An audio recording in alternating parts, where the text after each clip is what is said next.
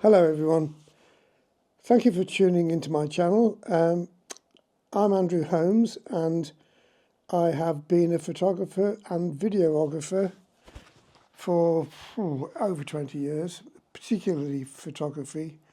Video is something that I've concentrated on more in recent years, but I've done a lot of photography, mainly wildlife and certainly birds and all that sort of, all in the UK predominantly. And it's a passion of mine.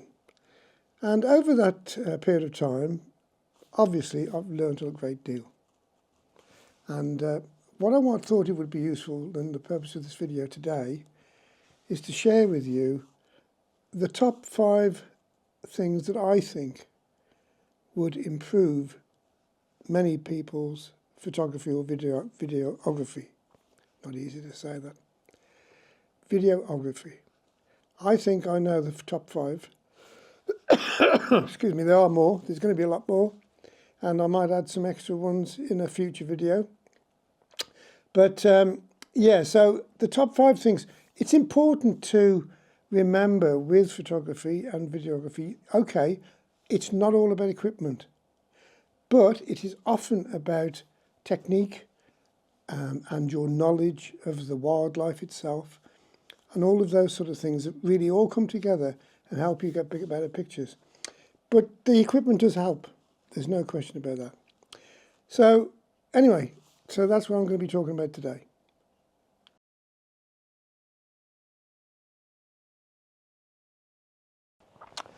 So the first thing I'm going to say, which is number 5, by the way, and a lot of people aren't going to agree with this, it's a tripod.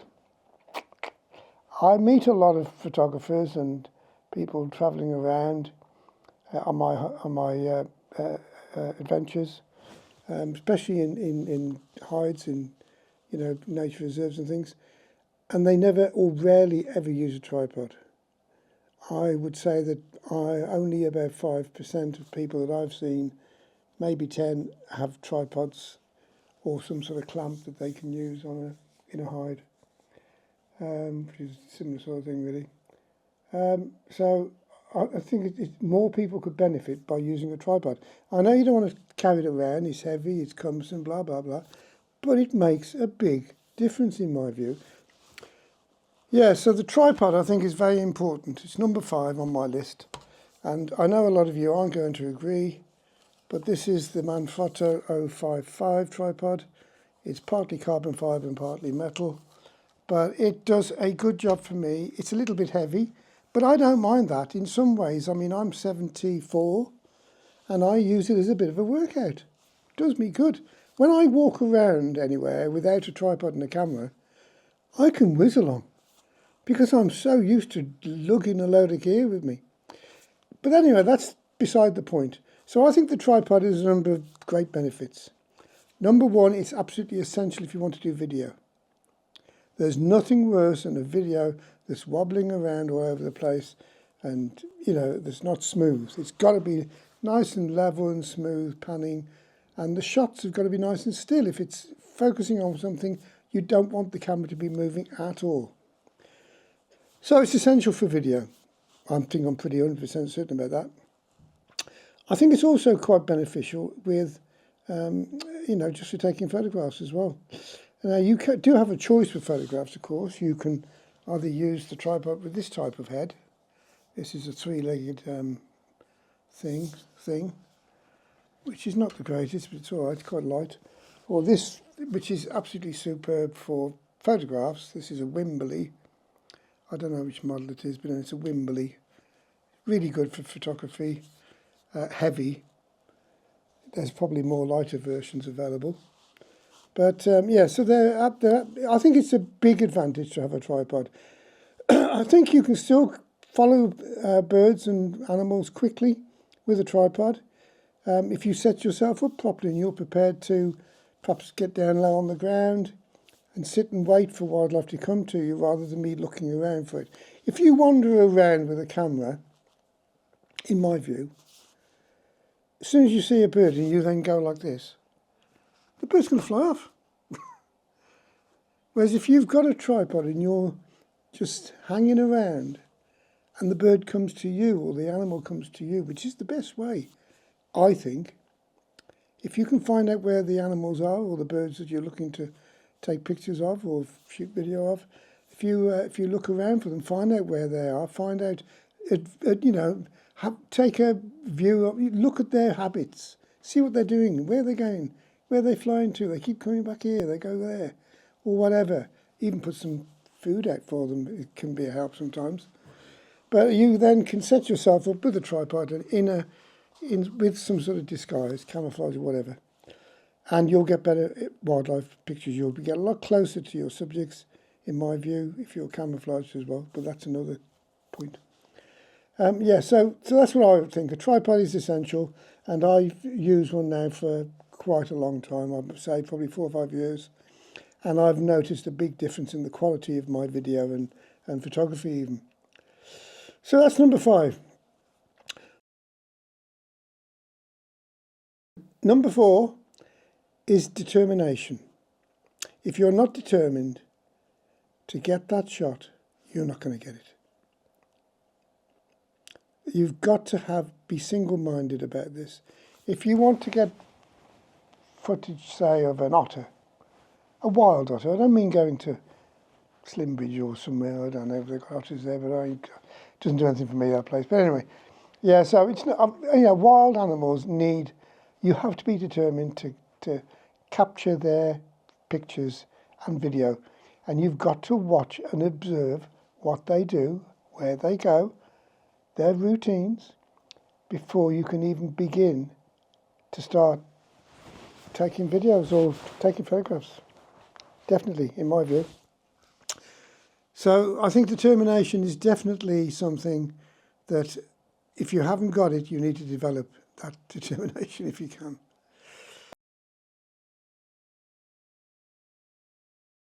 So that's number 4. Number 3, I believe, is stealth.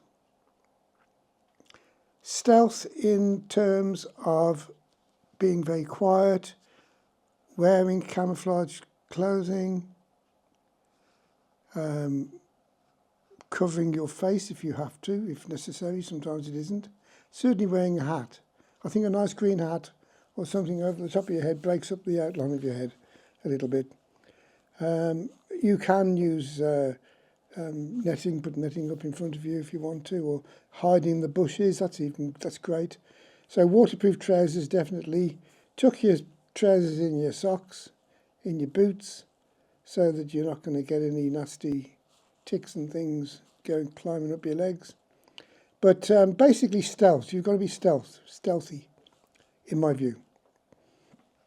Now that's helped me a great deal, because I've got so close to some of the creatures. For instance, I'll show you during the next few minutes how I managed to get kingfishers so close. I was so close to these birds, the kingfishers. Not only were they landing on top of my hide that I was in, but I was getting so close to them with only a 400mm lens. There was no point in taking a picture or video because they were too close. I had to say, excuse me, can you go away a bit further, please? No. Yeah, so anyway, so stealth means a great deal. It's a very important, it's a key quality of a good wildlife photographer, I think.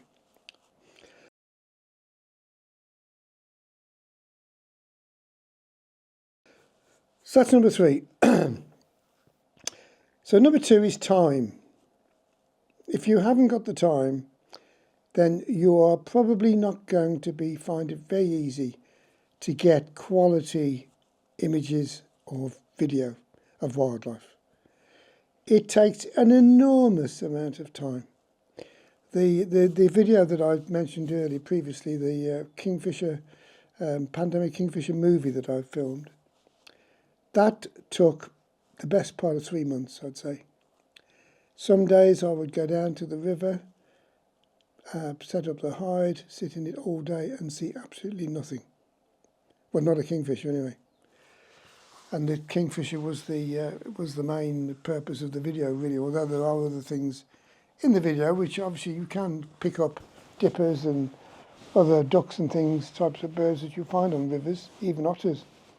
But my main purpose of the video, the Kingfisher, Pandemic Kingfisher movie, was to get kingfishers, obviously. And some days they wouldn't turn up. You don't know any reason why, or they just flew straight past. Blue flash. Yeah, so if you haven't got the time, you're not going to achieve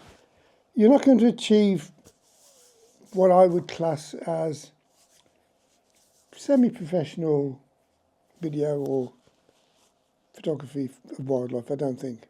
You've got to put the time in. This is why a lot of retired people, like me, are able to do it. Now, there is a slight caveat to this.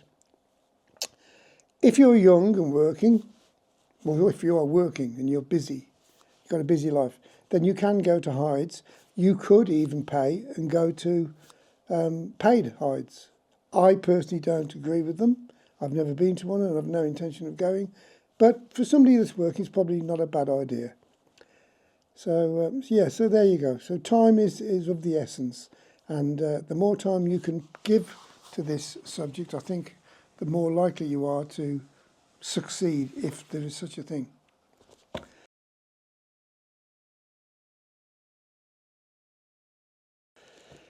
So that's it. So finally, the last thing, and this is definitely, this transforms any photographer's prospects, 1000%. And it's a hide.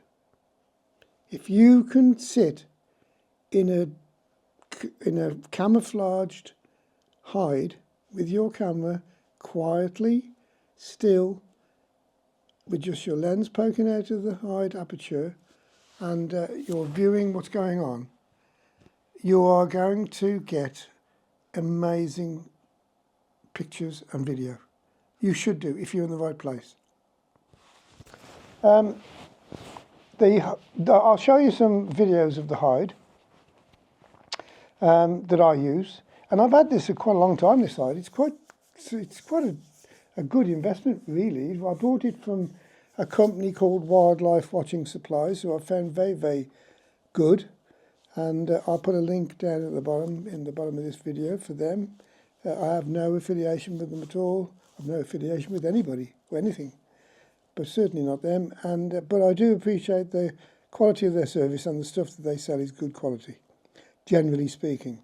Although I would mention one thing: if you do decide to buy the type of hide that I'll be showing you in a minute, a dome hide, and to me it's the best thing to get, really. Although these bag hides can work, I think. I've never tried one, so I don't know. But if you can get a hide, a dome type hide, and sit in, you do need to make absolutely certain that you get the right height of chair to sit on. It makes a lot of difference. And if you buy the chair, which I did, from Wildlife Watching Supplies, the one that they recommend to go with the hide, in my view, and there might be something wrong with me, I don't know, it was too high. I was stooping down like this, trying to look through the aperture of the window all the time. So I don't think it's the right height. So I went for a much smaller, lightweight stool that I sit on and that I carry with me. And I take that to wherever I want to go and do my photography. The hide is not very heavy, really. If you do struggle to carry these things, like tripods, cameras, hides, stool, everything, then I think a little trolley, if you've got to go outdoors, for about 30, 40 quid, you can buy a nice little trolley with big wheels on, that'll go over most fields and stuff, and carry all your stuff around on the trolley till you get to where you want to be, get it all off, hide the trolley, set up, and away you go. So I'm going to show you some video of the hide now, of me putting it up, and you'll see how easy it is. I don't leave the hide anywhere. I left it once at a private location, a private lakeside, where the owner gave me permission to leave it. And I left it for a couple of days, having used it during the day, went back and it had disappeared, gone. And in actual fact, it had been taken by one of the staff, one of the grounds people. so I had to go and retrieve it from their car. So I don't leave a hide anywhere else now. You have to be very careful, unless you're in a very, very private place where no one else goes. There aren't many places like that these days in the UK. People are everywhere.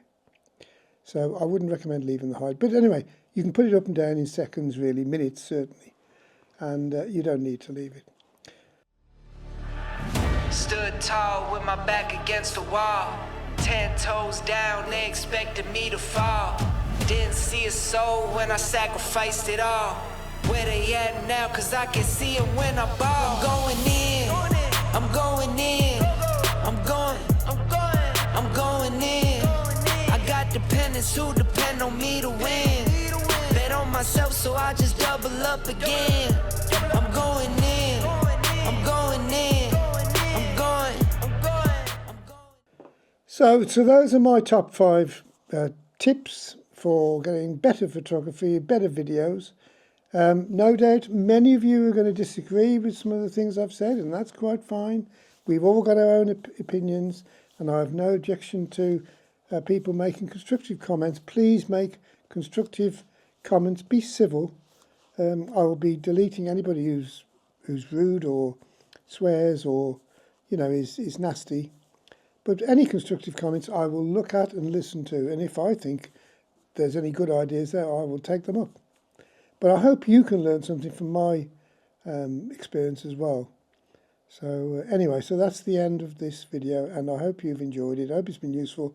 And if you have liked it, please hit the like button. And if you haven't already subscribed to my channel, please subscribe, because I have 150 videos on this channel. Most of them are going to be wildlife, probably 100. And they come every week. Especially once the weather starts to improve now.